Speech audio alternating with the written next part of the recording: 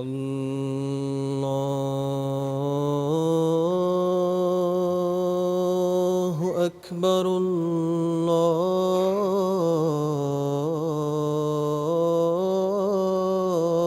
الله أكبر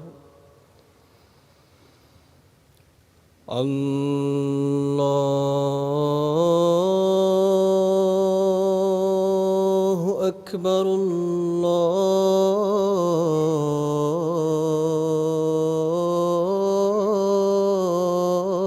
الله أكبر أشهد أن لا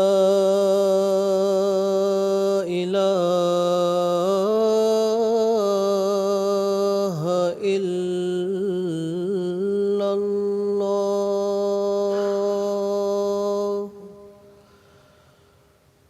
أشهد أن لا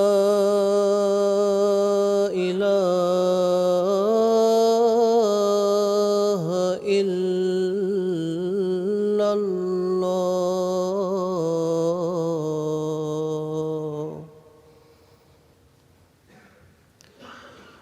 أشهد أن محمدًا رسول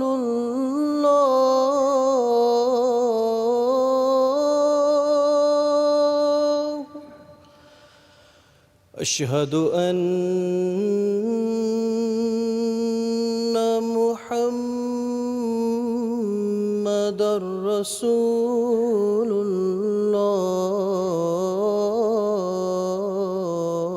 الله حي على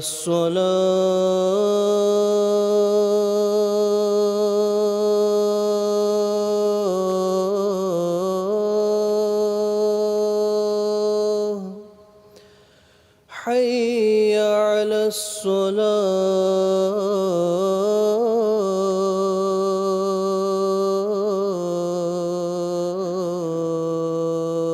الصلاة حي على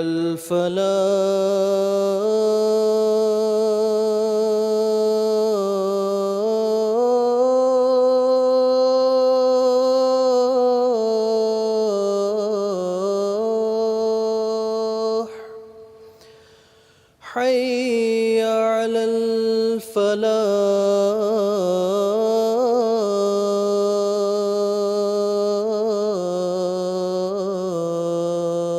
الفلاح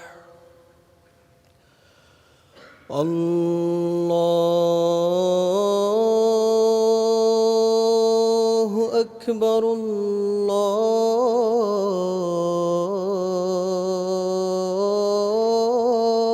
الله أكبر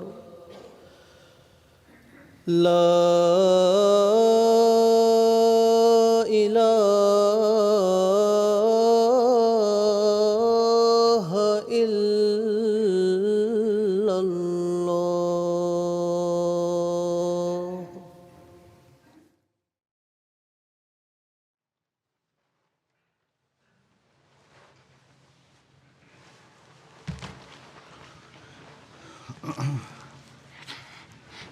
السلام عليكم ورحمة الله.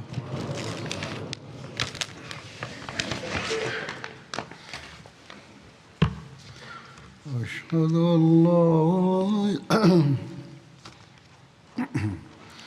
أشهد أن لا إله إلا الله وحده لا شريك له وأشهد أن محمدًا عبده ورسوله أما بعد فأعوذ بالله من الشيطان الرجيم بسم الله الرحمن الرحيم الحمد لله رب العالمين الرحمن الرحيم مالك يوم الدين إياك نعبد وإياك نستعين اهدنا الصراط المستقيم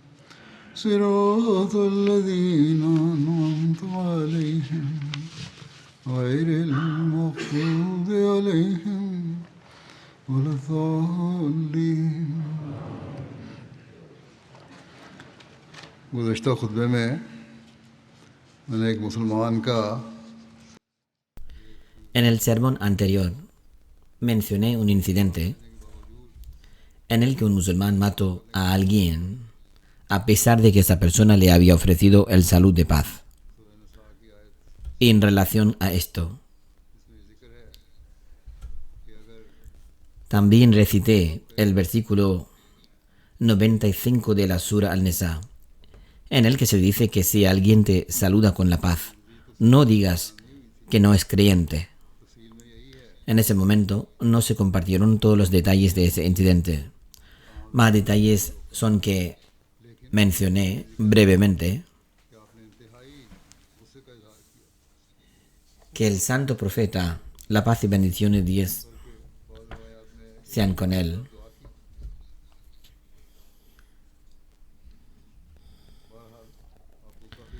había impedido que el hombre hiciera esto, pero también se informó que el santo profeta expresó una indignación extrema y se distanció de él. De hecho, algunas narraciones afirman que incluso oró contra él. En cualquier caso, el santo profeta, la paz y bendiciones de Dios sean con él, estaba profundamente afligido por este acto, porque la cuestión de la retribución por la persona asesinada fue posteriormente presentada ante él por la familia de la víctima después de la batalla de Hunayn. Por lo tanto, el relato completo del incidente se compartirá en esa ocasión, si Dios quiere. En cualquier caso, el santo profeta consideró esto como un crimen atroz. Si tan solo los llamados eruditos religiosos de hoy en Pakistán, los autoproclamados guardianes de la fe, pudieran comprender esto y detener las injusticias que están cometiendo contra los Ahmadis, entonces tal vez podrían salvarse del castigo de Dios. En cualquier caso, continuando con las narraciones de las distintas expediciones, hablaré ahora de la conquista de la Meca, que tuvo lugar en el año 8 después de Hijra. Esta batalla también se conoce como la Gran Victoria, Al-Fath al-Azim. Como mencioné, esto ocurrió en Ramadán 8 después de Hijra. Fue una conquista verdaderamente magnífica y grandiosa, cuya buena nueva ya había sido predicha por Dios Altísimo. Como resultado de esta conquista, la gente comenzó a entrar al Islam en grandes grupos. Al explicar las buenas nuevas de la conquista de la Meca, predichas en el Sagrado Corán, Hadrat Muslim Maud radiyallahu ta'ala anhu afirma: y di, oh Señor mío, haz que mi entrada en esta ciudad, es decir, la Meca, sea buena, es decir, concédeme la victoria y el éxito después de la emigración. Y luego haz que mi salida sea buena, es decir, la emigración de esta misma ciudad. Y concédeme los medios para alcanzar el éxito y el apoyo de ti mismo. Este es el versículo de la Sura Bani Israel, que fue revelado antes de la migración, en el que se predijo la migración y la posterior conquista de la Meca. En la Sura Al-Fath se menciona la buena nueva de la conquista de la Meca de la siguiente manera. Significado: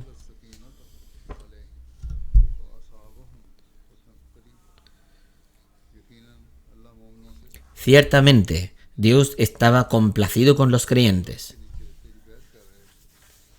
cuando te juraron lealtad bajo el árbol, y Él sabía lo que había en sus corazones, y les hizo descender tranquilidad, y les recompensó con una victoria cercana.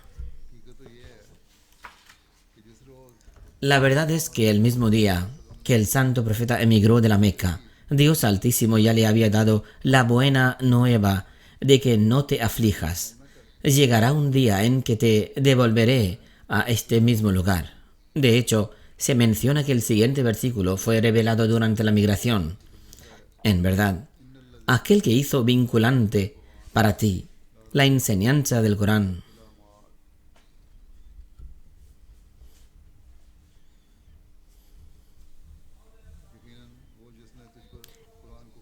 en verdad, aquel que hizo vinculante para ti la enseñanza del Corán te hará regresar a tu lugar de retorno. El imam Fakhruddin Razi, en su comentario sobre este versículo, afirma que el Ma'ad, lugar de retorno, se refiere a la Meca. Y la razón de esto es que señala el regreso del santo profeta, la paz y bendiciones de Dios sean con él, a la Meca, el día de su conquista. Según una narración, en el momento de la migración, cuando el santo profeta estaba entre la Meca y Medina, expresó su amor por la Meca. En ese momento, el ángel Gabriel descendió y dijo: ¿sientes apego a tu tierra natal y a tu lugar de nacimiento? El santo profeta dijo: sí.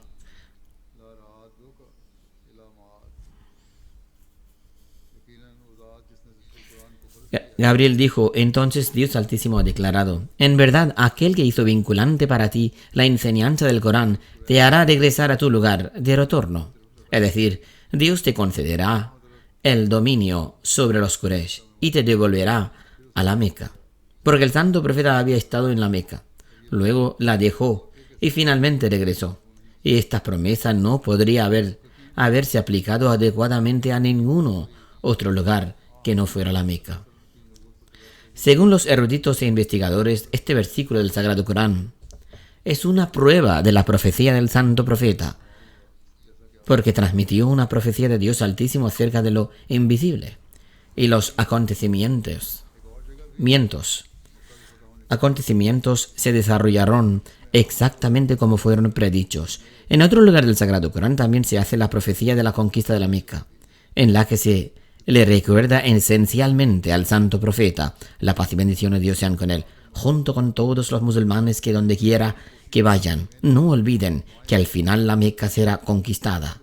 Y también deben de esforzarse, trabajar duro y orar por ello.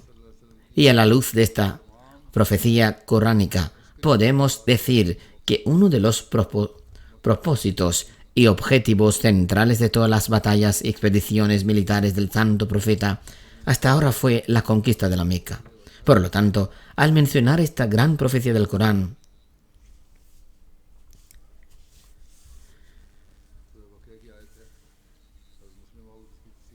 y de donde quiera que salgas, vuelve tu rostro hacia la mezquita sagrada. Este es un versículo de la Sura Baqara. Hazrat Muslim Maud, que Dios se ha complacido con él, afirma en su comentario: los comentaristas han interpretado de donde quiera que vengas, en el sentido de que donde quiera que estés, en cualquier condición, mantén la Qibla como la mezquita sagrada. Y la razón que dan para esto es que, a partir de la orden anterior, se podría haber asumido que tal vez esta Qibla es solo para la gente de Medina y no para los demás. Por eso, Dios Altísimo dijo: de donde quiera que vengas, vuelve tu rostro hacia la mezquita sagrada.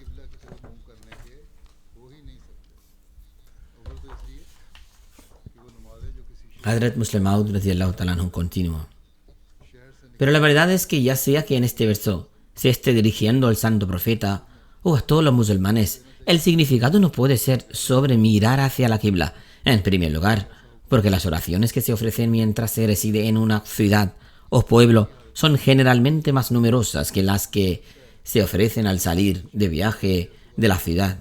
En tal caso, el mandato debió ser uno que se aplicará al mayor número de oraciones, en lugar de dar una orden que, por estar en estado de viaje, se aplicaría a muy pocas situaciones.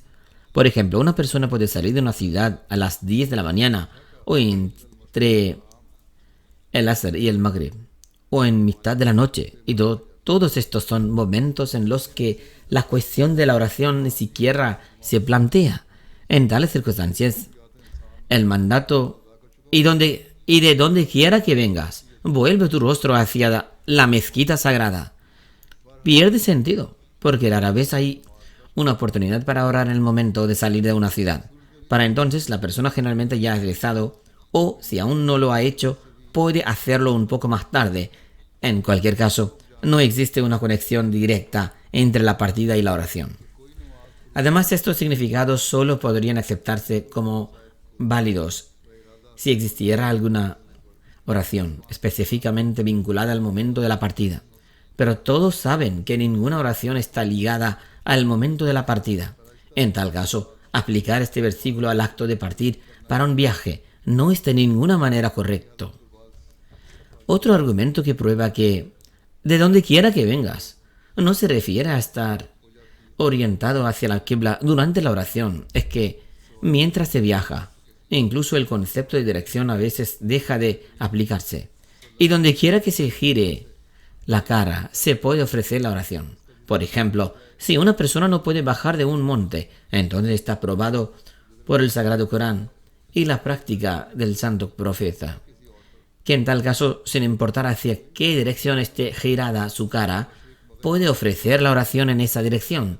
Si uno está ofreciendo una oración mientras viaja, entonces está permitido hacia donde mire su cara, ya sea hacia la Qibla o hacia otro lado. En esos momentos, la cuestión de la dirección no se plantea. Este, oeste, norte y sur se vuelven lo mismo. El punto focal del corazón de uno debe estar únicamente hacia la Sagrada Kaaba. Mientras rezas, debes pensar únicamente que tu atención está dirigida hacia la Sagrada Kaaba. Hoy en día, cuando uno va sentado en un tren, tampoco hay una dirección fija, porque el tren a veces gira hacia el norte, a veces hacia el sur, a veces hacia el este y a veces hacia el oeste. Observamos esto de manera similar en los viajes largos en avión. Sin embargo, las oraciones del pasajero que ofrece oraciones no quedan invalidadas. Si tomamos como correcta la interpretación de los comentaristas, entonces ni una persona montada en un animal puede actuar según esta oración, ni tampoco alguien sentado en un tren. Entonces, cuando la dirección no permanece fija durante la partida, ¿cómo puede ser correcto interpretar este versículo en el sentido de que, donde quiera que salgas, mira hacia la Kaaba o en oración? Entonces, esta interpretación también es incorrecta, porque el significado literal de las palabras en este versículo es: de donde quiera que salgas, gira tu rostro hacia la mezquita sagrada. En otras palabras, gira tu rostro hacia la mezquita sagrada de donde has partido. Ahora, todos podemos entender que las oraciones obligatorias no se pueden realizar mientras se camina. Más bien, se observan deteniéndose en un lugar para ofrecerlos. De hecho, si las palabras del versículo fueran donde quiera que estés, vuelve tu rostro hacia la mezquita sagrada. Entonces la interpretación, vuelve tu rostro hacia la mezquita haram, donde quiera que estés, podría considerarse correcta. Pero las palabras aquí significan: oh Muhammad, el mensajero de Allah, oh musulmanes, donde quiera que partáis, volved vuestro rostro hacia la mezquita sagrada. Ahora bien, es obvio que las oraciones obligatorias no se ofrecen al salir de un lugar, sino deteniéndose antes en algún sitio. Por lo tanto, está claro que interpretar que esto significa ofrecer las oraciones es incorrecto en todos los frentes. Los comentaristas dicen que si no se reconoce la conexión entre la oración diaria y la salida física del lugar de uno, entonces se consideraría repetición, aunque esto también es incorrecto. La única razón por la que lo ven como una repetición es porque no han comprendido la verdadera interrelación entre los diversos temas del Sagrado Corán.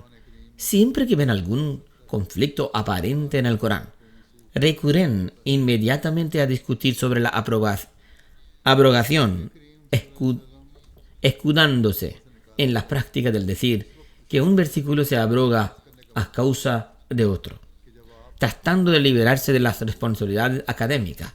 Sin embargo, Si se tuvieran en cuenta las realidades del Sagrado Corán que el Mesías prometido al Salatu Wassalam ha demostrado al mundo, ni verían repetición alguna, ni surgiría la necesidad de declarar abrogados algunos versículos. El hecho es que cuando el mensajero de Allah fue expulsado de la bendita ciudad de la Meca, los enemigos del Islam tuvieron la oportunidad en ese momento de plantear una objeción, puesto que eres el prometido en cumplimiento de la oración abrahámica y por tanto estás conectado con la Sagrada Kaaba. ¿Por qué fuiste expulsado de la Meca? ¿Cómo podéis ser la verdadera manifestación de la oración abrahámica ahora que habéis sido expulsado de la Meca? Es en respuesta a esta cuestión que Dios Altísimo anunció las palabras que, oh Muhammad, mensajero de Dios, tu expulsión de la Meca no es más que temporal. Te prometemos que te concederemos de nuevo la oportunidad de regresar y que, de hecho, saldrás victorioso de la Meca. Sin embargo, como es el modo divino con las promesas de Dios a sus siervos, también espera que se esfuercen por cumplirlas. No es que Dios les prometa algo y entonces se cruzan de brazos y no hacen nada para cumplir esta promesa divina, pensando que ahora que Dios ha hecho una promesa, debe cumplirla completamente por sí mismo. ¿Qué necesidad tenemos de participar en su cumplimiento? No sea que la gente empiece a pensar así. Dios Altísimo hizo una promesa al pueblo de Moisés de que se les daría la tierra de Canaán. El profeta Moisés partió con su pueblo hacia ella. Cuando llegaron a ella, dijo a su pueblo: id y luchad y conquistad esta tierra. Pero el pueblo de Moisés cometió el error de pensar que, puesto que Dios Altísimo nos ha prometido esta tierra, él mismo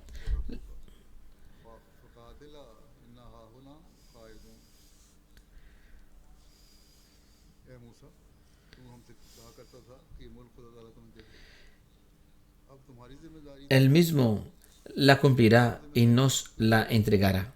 Si conquistamos esta tierra, ¿de qué sirve la promesa de Dios? Puesto que Dios Altísimo ha hecho la promesa, Él mismo debe cumplirla. No necesitamos hacer ningún esfuerzo para ello. Así respondieron a Moisés. ¿Qué significa? Oh Moisés, solías decirnos que Dios nos concedería esta tierra. Ahora toda la responsabilidad de cumplir esta promesa recae sobre ti o sobre tu Dios. Si nosotros mismos conquistamos esta tierra, ¿para qué servisteis tú o tu Dios? Ya que nos dice que es promesa de Dios Altísimo que esta tierra nos será concedida con seguridad. Por lo tanto, ve tú y tu Señor a luchar, y nosotros aquí sentados no haremos nada. Una vez que conquistéis la tierra y nos la entreguéis, solo entonces entraremos en ella. Ahora bien, puede parecer que tenía razón al decir esto, porque si alguien promete dar a otra persona una cosa determinada y más tarde esa persona viene a reclamarla, solo para que se le diga ve y cómprala tú mismo en el mercado.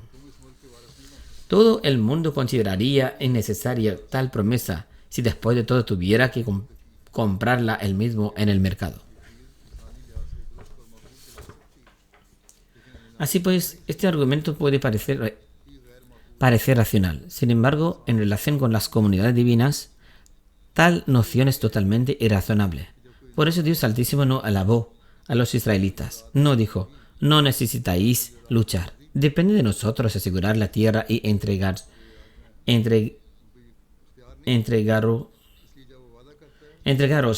Más bien declaró: nos habéis deshonrado, por lo tanto seréis privados de esta tierra. Ve y vaya por el desierto durante 40 años. No heredaréis esta tierra. La heredará vuestra nueva generación, porque nos habéis deshonrado. Ahora bien, tal enfoque puede considerarse válido y razonable desde una perspectiva mundana, pero desde la perspectiva de una misión divina es completamente irrazonable y le hace uno merecedor del castigo divino. La razón es que cuando un ser humano hace una promesa, no tiene ningún control sobre los cambios celestiales o terrenales. Es decir, una persona no tiene ninguna influencia sobre los cambios celestiales y terrenales. Por lo tanto, cuando uno hace una promesa, es solo en relación con lo que está dentro de su propia capacidad.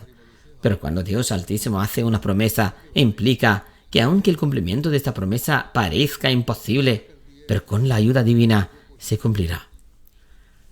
La nación que había sido esclavizada por el faraón durante siglos, que fabricaba ladrillos y cortaba leña para él y se dedicaba a las tareas más degradantes, ¿cómo iba a conquistar una tierra tan grande gobernada por una nación poderosa como el pueblo de Ad?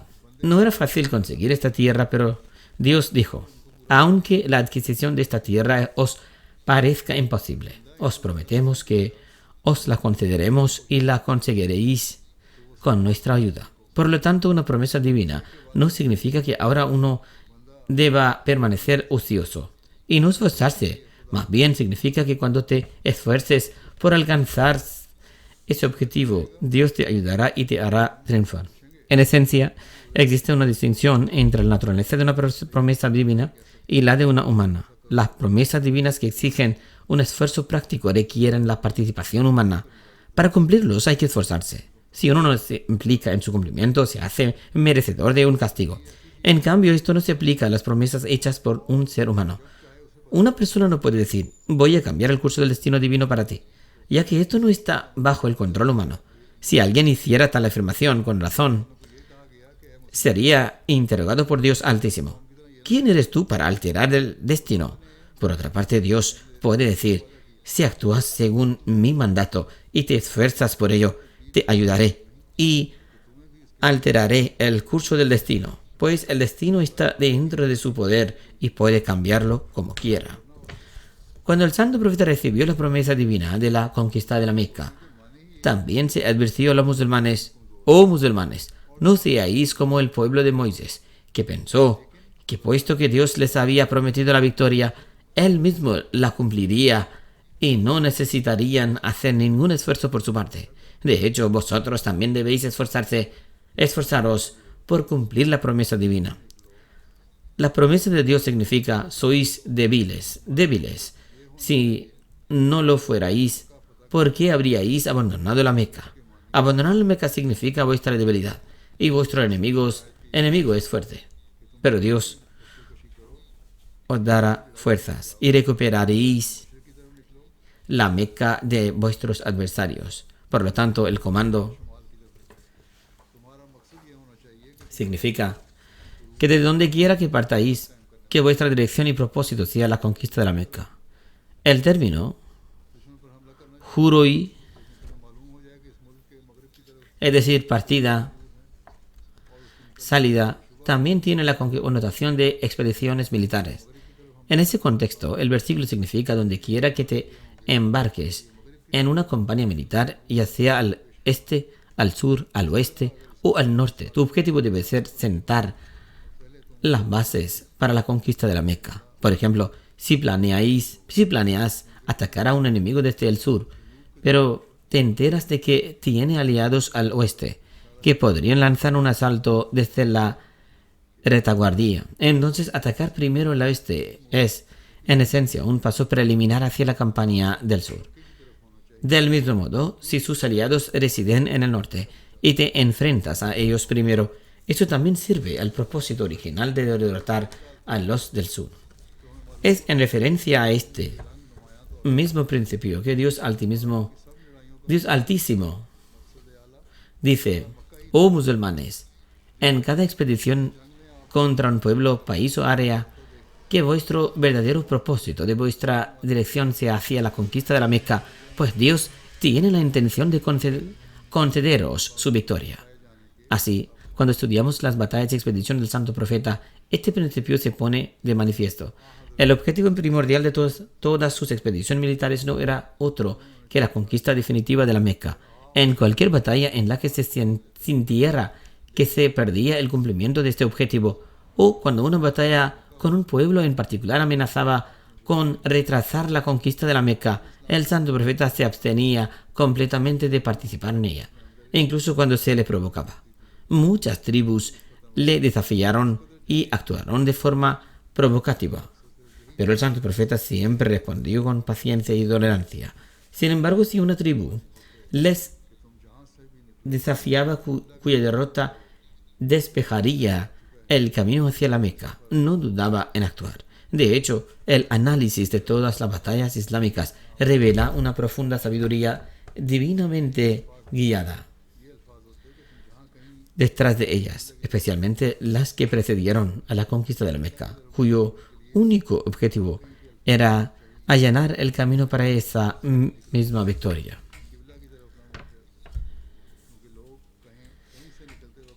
El versículo solamente significaba: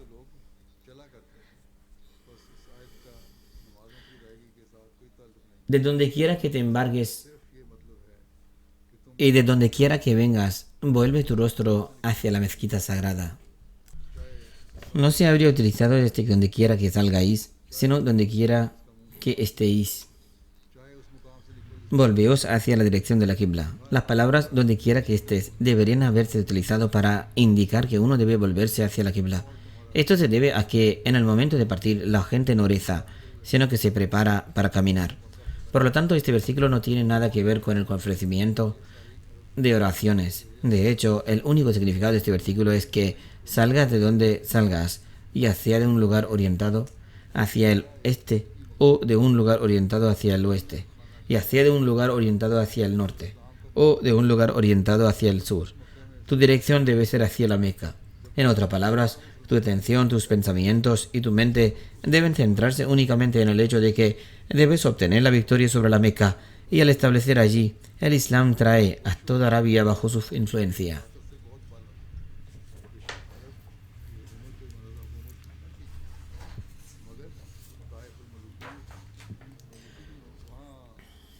Wujuhun también significa direcciones.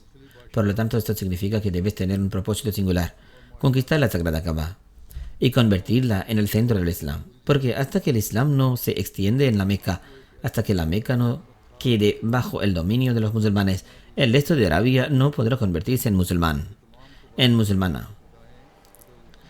Este era el programa establecido para los musulmanes, y este programa estaba sin duda muy por encima de sus capacidades. Aunque en Arabia no existía un gobierno formal, tampoco había una completa anarquía. Tenía varios reyes asociados que formaban pactos y cosas por el estilo. Del mismo modo, aunque la Meca no estaba gobernada formalmente, era la capital de una nación que contaba con una población de entre 1, 5 y 2 millones de habitantes. Las tribus circundantes miraban hacia ella y consideraban que sus decisiones y leyes eran vinculantes. Entonces, según aquellos tiempos, era una ciudad muy grande con una población de 15.000 a 16.000 habitantes. Y no solo en esta ciudad, sino que todos los 1.5 a 2 millones de hombres de la población de la nación eran soldados y muy hábiles en la guerra. Eran luchadores valientes y pendencieros, y a los musulmanes no les resultó fácil combatirlos. En el momento en que este versículo fue revelado al santo profeta, los musulmanes solo tenían entre 400 y 500 soldados, o 1000 como mínimo, máximo. Incluyendo mujeres y niños, habrían sido un total de 11.000 o 12.000. Los musulmanes no tenían más número que este, y su fuerza militar no era nada digno de mención. Sin embargo, a pesar de que los musulmanes se encontraban en un estado muy débil, sin tener un número siquiera comparable al de los incrédulos, sin tener ningún tipo de armamento y sin tener ninguna fuerza militar en comparación con los incrédulos, Dios Altísimo presentó un desafío a los incrédulos, que a pesar de que podrían ver a los musulmanes como pequeños en número, como débiles e impotentes, esos mismos musulmanes conquistarían su tierra un día y tomarían su capital. Alcanzarían tal victoria que instaurarían allí las leyes del Islam y erradicarían por completo la incredulidad de la tierra de Arabia. Teniendo en cuenta el estado de los musulmanes, se trataba de una afirmación fantástica. Es más, esta afirmación no se limitó a una zona específica, sino que su impacto fue amplio y vasto, porque no solo se predijo la victoria sobre la Meca, no solo se anunció la conquista de Arabia, sino que también se desafió al cristianismo, al judaísmo, al mahismo y se anunció con gran veracidad que el Islam vencería a todas las religiones y se haría victorioso sobre el mundo entero. Esta afirmación era una fantasía. Por eso los incrédulos solían llamar loco al santo profeta. La paz y bendiciones de Dios sean con él. Dios no los quiera. Y también consideraban locos a los compañeros, porque no podían ver ningún medio mundano para el cumplimiento de la afirmación que estaban haciendo. Sin embargo, la realidad es que, para que ocurran cosas extraordinarias, hasta que no se produzca en cada persona un cierto estado, que en determinadas condiciones se considera, en términos médicos, como monomania, estar totalmente centrado en una cosa en particular, hasta que no se olvide de todo lo demás, hasta que no se produzca una especie de inquietud y desasosiego constantes, y hasta que no desarrolle una pasión definida por las obras extraordinarias, nunca podrá tener éxito en estas tareas. El Sagrado Corán ha llamado la atención sobre este asunto en este versículo: que olvidéis todos los demás y hagáis de esto vuestro único objetivo, que conquistaremos la Meca por el Islam. Hasta que no se obtenga este centro y esta fortaleza, no alcanzaréis la victoria en toda Arabia, ni en el mundo entero.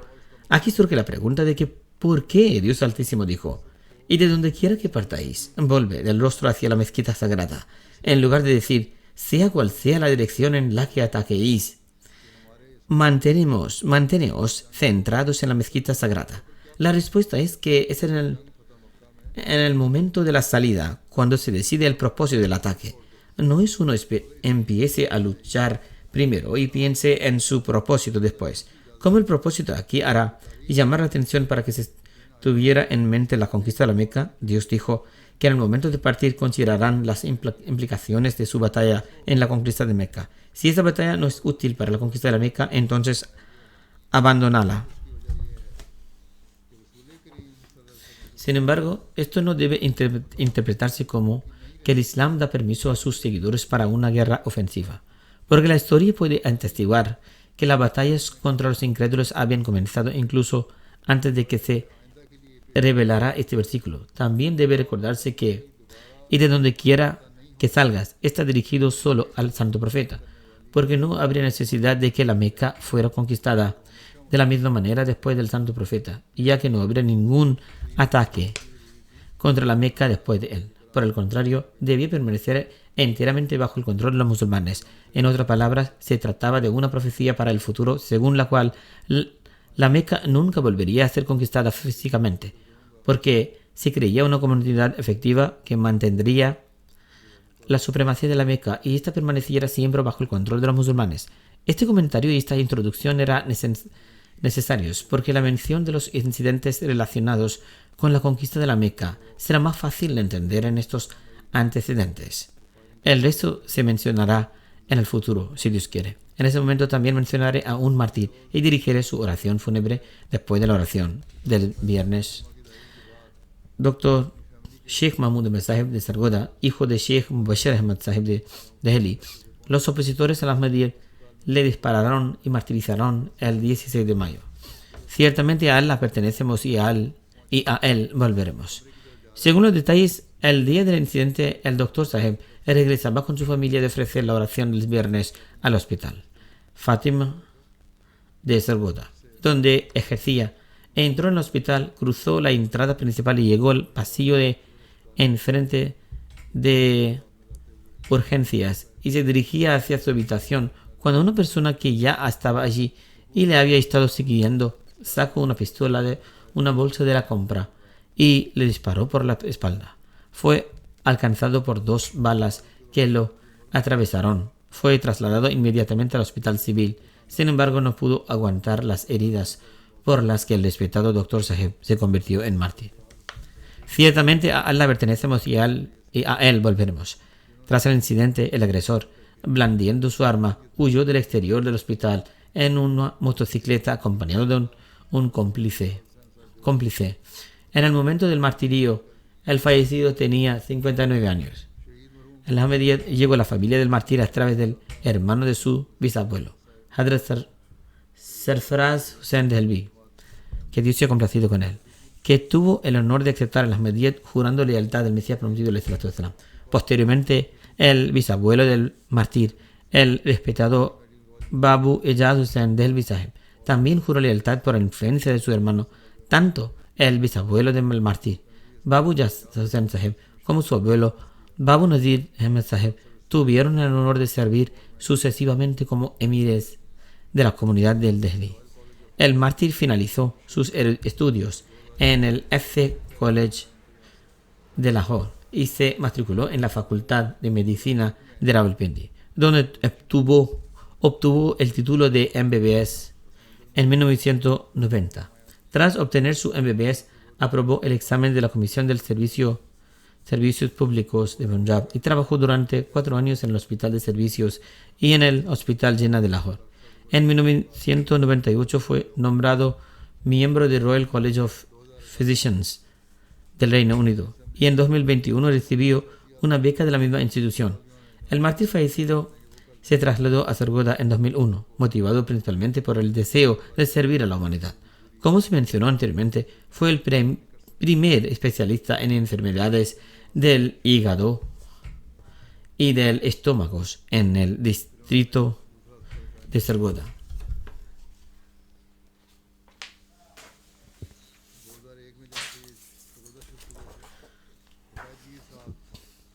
En Sargodha se incorporó un hospital privado donde mantuvo una excelente relación con el propietario del hospital.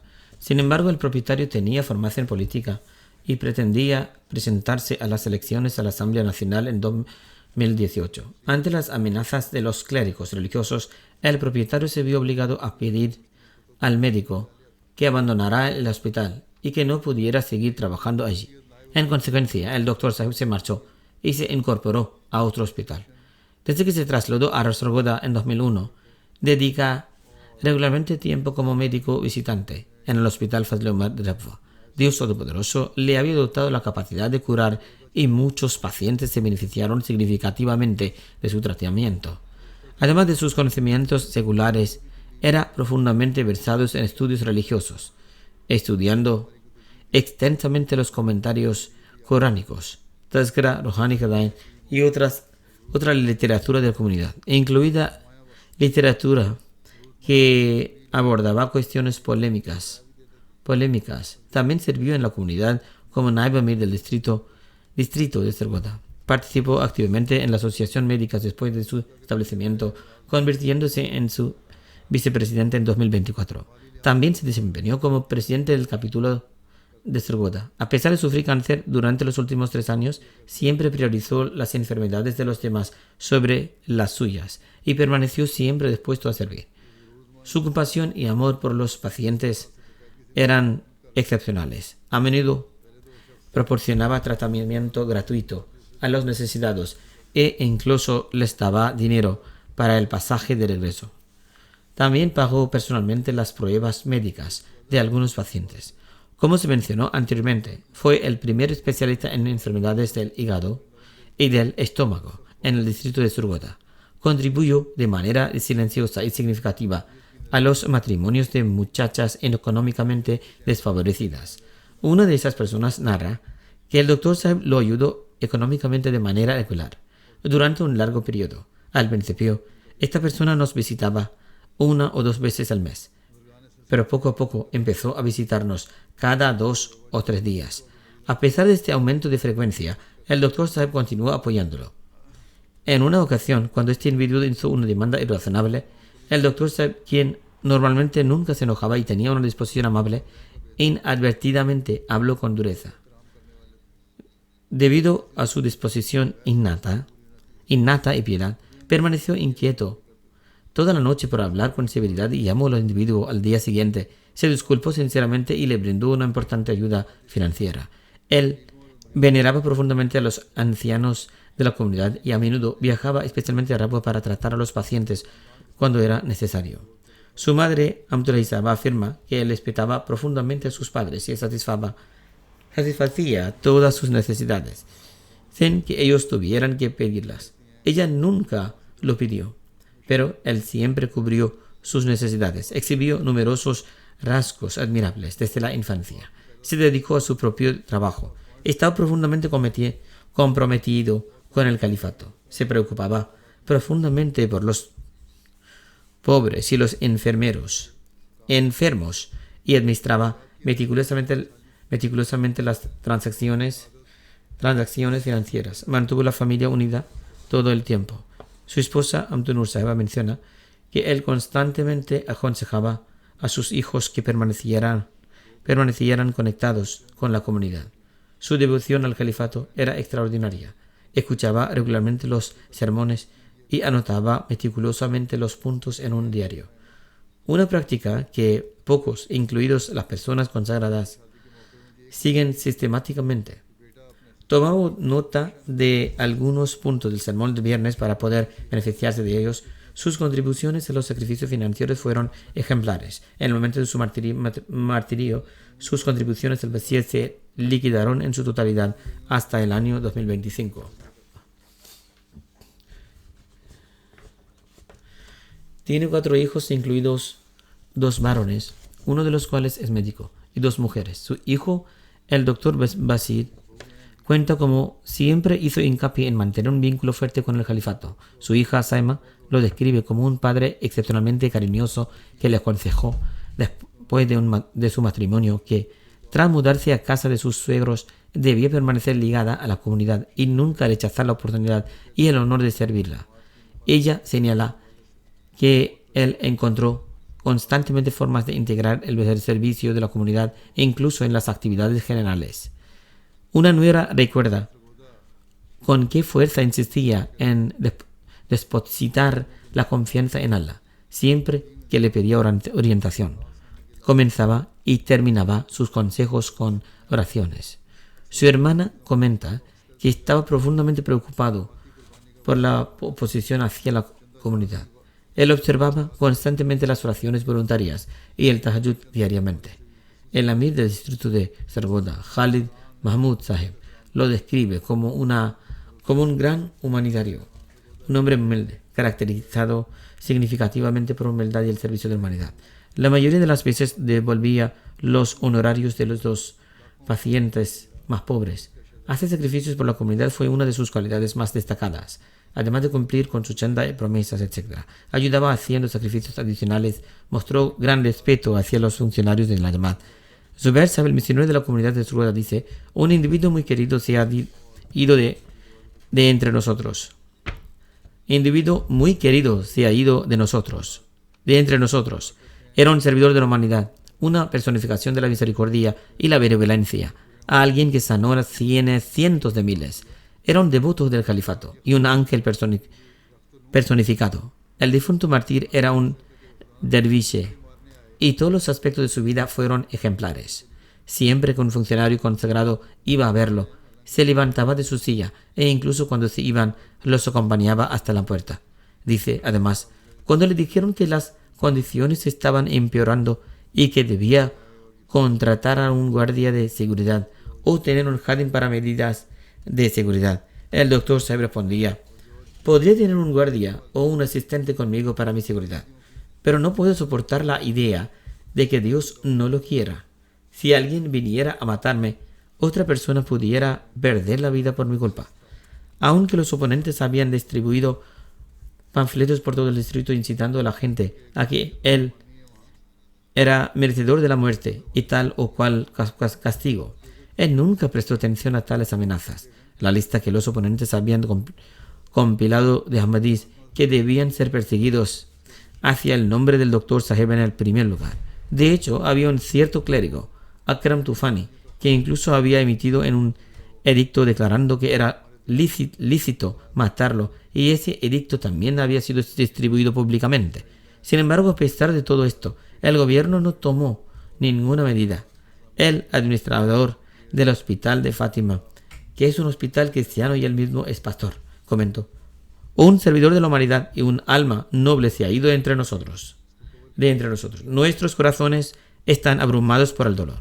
De hecho, este señor, que es cristiano, llegó a Rabwa para asistir al funeral del difunto, junto con miembros del personal administrativo del hospital y otros colegas.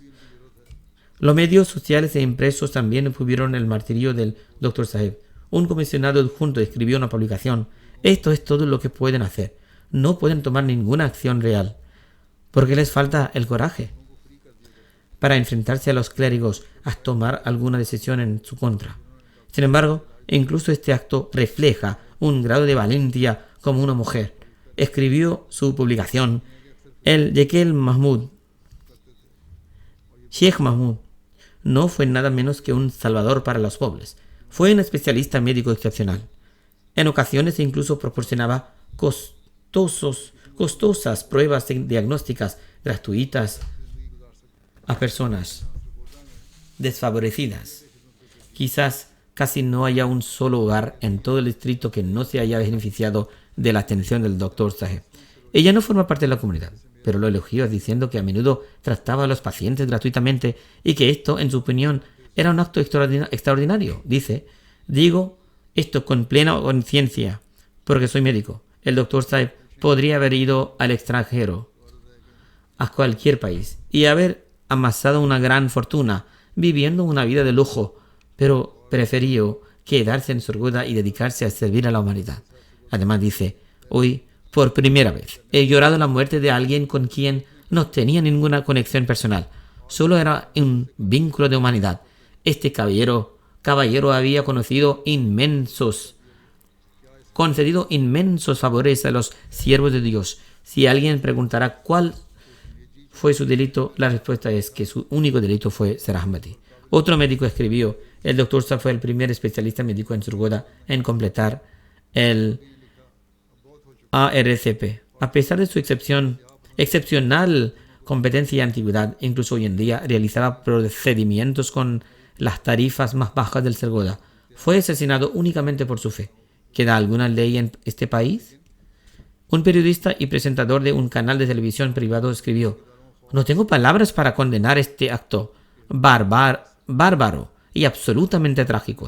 Es indescriptible. Otro periodista comentó: esto ha durado demasiado tiempo. Para salvar a Pakistán hay que detener los grupos y organizaciones extremistas. Es imperativo prohibir a estas organizaciones extremistas si queremos poner fin a estas actividades que violan los derechos humanos fundamentales y atacan a los Ahmadis.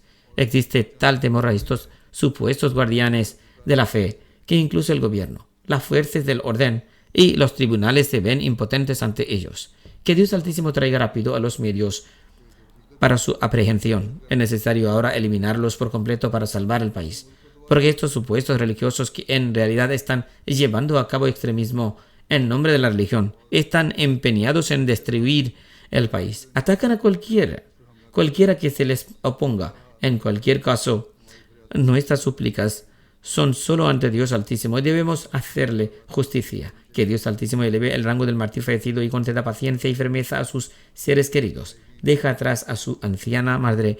Que Dios Altísimo alivie su dolor. Que el Todopoderoso mantenga a su esposa y sus hijos bajo su protección y seguridad.